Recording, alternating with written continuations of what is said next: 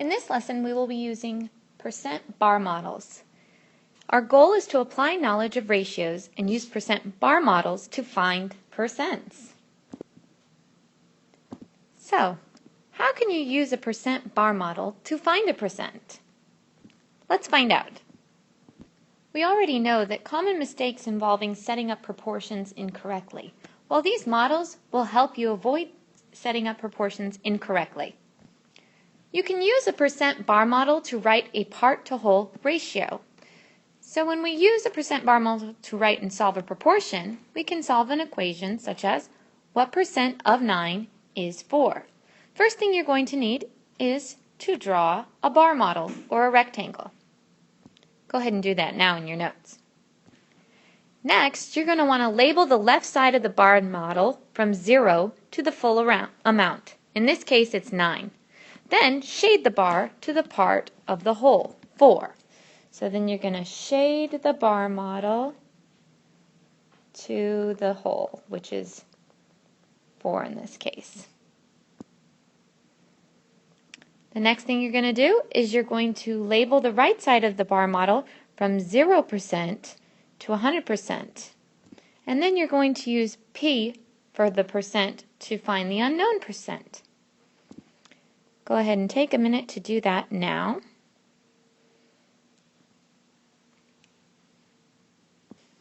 So these arrangements of the numbers in the percent bar model tells you how to set up the proportion.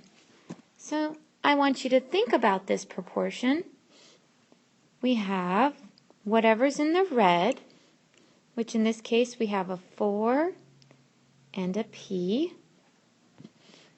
over whatever is in the black at the bottom, of course, bottom of the fraction, bottom of this. So that would be 9. And of course, think about it. We can't divide by 0. We can't have a denominator of 0. So it makes sense that it would be 9 and 100, the only other options that are logical. So now, this of course tells us how we can solve the proportion. 4 out of 9 equals what number out of 100, or what percent of 100? We can use cross products, and we get 9 times P equals 400. Divide 400 by 9. And this is where I want you to get into the habit of sometimes not using decimals.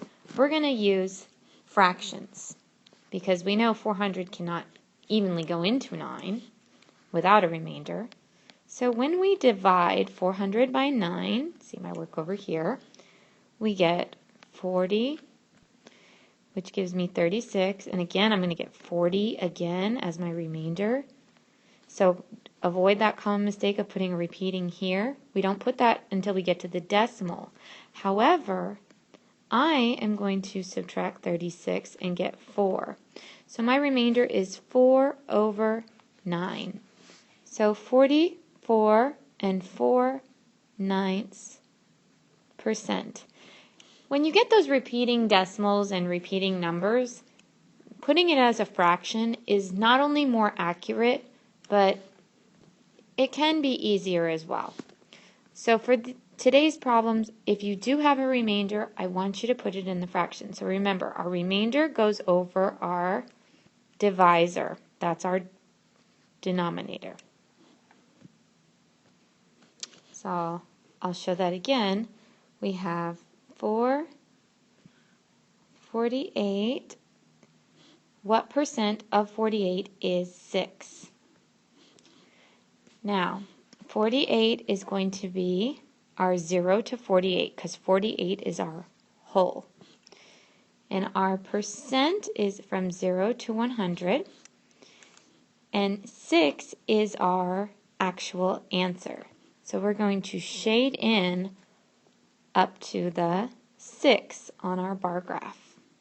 So in this equation, what percent is our red, of 48 is 6. So we want to know how to get to 6. So I'm repeating that just so you're really understanding how to set up the percent bar model. And now we can set it up. So what I have here is going to be on top for both of them.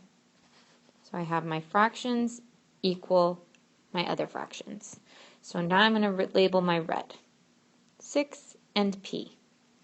Then I'm going to label my totals, which are in black here, 48 and 100. If you choose to, you can reduce 6 over 48 and then use cross products into 1/8, because both of them are divisible by 6 equals what over 100.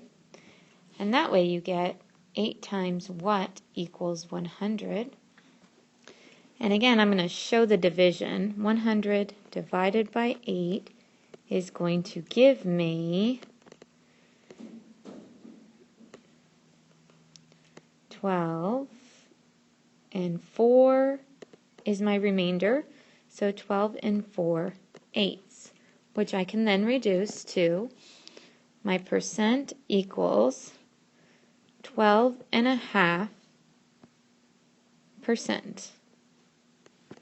Let me write a nicer percent sign for you. So what percent of 48 is 6? Well, 12.5% of 48 is 6. We can check our work by saying, well, is that true? 12.5% of 48 is 6. And if you multiply 12% times 48, because remember that of means multiply, you will get 6. So it checks out. Now it's your turn. Write a percent bar model. So make sure you show that on your notes. You need to have that rectangle, you need to have that percent bar model, and you need to show your proportions to solve. And remember, if you get a remainder, we're going to put it in terms of a fraction for today. In other lessons, it's okay to use a decimal. It's okay to go back and forth, but today we are going to focus on if you have a fraction as a remainder, or if you have a remainder, you put it as a fraction. Go ahead and take a minute to pause and practice your guided practice.